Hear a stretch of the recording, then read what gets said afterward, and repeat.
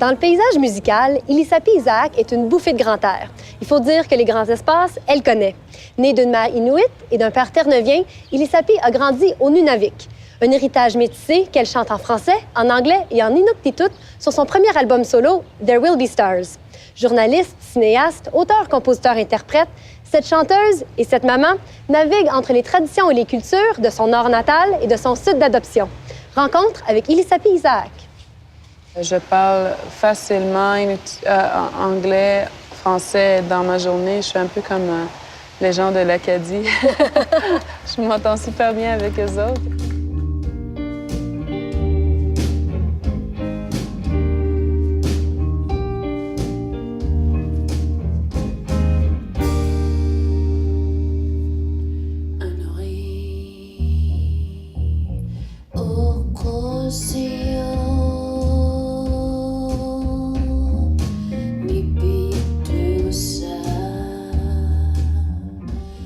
Ilisapi Isaac, bonjour. Bonjour. Merci de nous rencontrer malgré la petite maladie qui court en ce moment. Oui. Ça va pas la gorge? Non, ça va pas, mais je compte sur l'adrénaline. Ta musique sur cet album, c'est très zen. Il y a beaucoup de positif, de chaleur. Est-ce que ça reflète bien ta personnalité? Je pense que cet album, il y a un côté beaucoup plus douce en moi qui est ressorti parce que j'ai tout le temps eu l'impression que je dois écrire des chansons un peu plus mélancoliques, un peu plus deep, folk. Mais c'est un autre côté de moi que je découvre, le côté plus pop. J'ai le goût de danser, j'ai un petit côté beaucoup plus joie de vivre. Ouais. L'aspect trilingue, triculturel, est-ce que tu puises beaucoup là-dedans pour t'inspirer comme artiste? Je pense pas à ça, mais c'est juste que je vis avec ça tous les jours. Je suis trilingue chaque jour. Ma langue, évidemment, est très présente aussi. Alors, je joue pas là-dessus, vraiment. C'est juste que je trouve que on peut oser de faire différentes langues dans un projet. C'est un peu ce qu'on vit en Ontario, en Ontario, en français. C'est un peu cette dualité-là. Ouais. Une trialité, peut-être, de ton côté. Oui, oui. Donc, ça fait juste partie de ton bagage. Totalement. Ouais. Ouais. Puis dans ce cas-là, c'est toi qu'on voit bien dans les chansons sans trop réfléchir.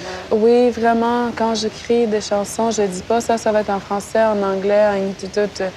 Ça, c'est une limite que je me donne jamais parce que c'est l'émotion qui décide en premier. Ouais.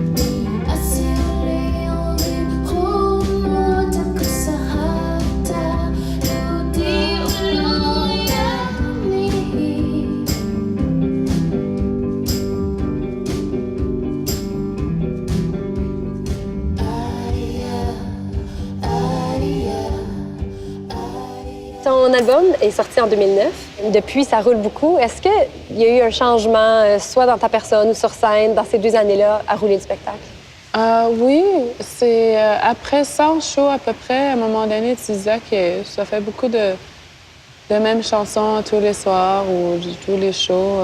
Je pense que j'aime de plus en plus la scène. Déjà que je l'aimais, j'y crois vraiment que je suis faite pour être sur scène et de faire ce métier-là. Je l'ai prouvé à moi-même, surtout à l'entour aussi, à les gens, mais surtout à moi. Alors, c'est ça qui a surtout changé, c'est ma vision de ma carrière et de mon art et de ma musique. Dans le cadre de notre émission Anti-stress, peux-tu nous dire si la relation du stress ou la gestion du stress est différente dans la culture Inuk? Totalement. On est, à la limite, pas assez stressé des fois quand il faudrait l'être. Mais je pense qu'il y a des bonnes leçons à apprendre là-dedans.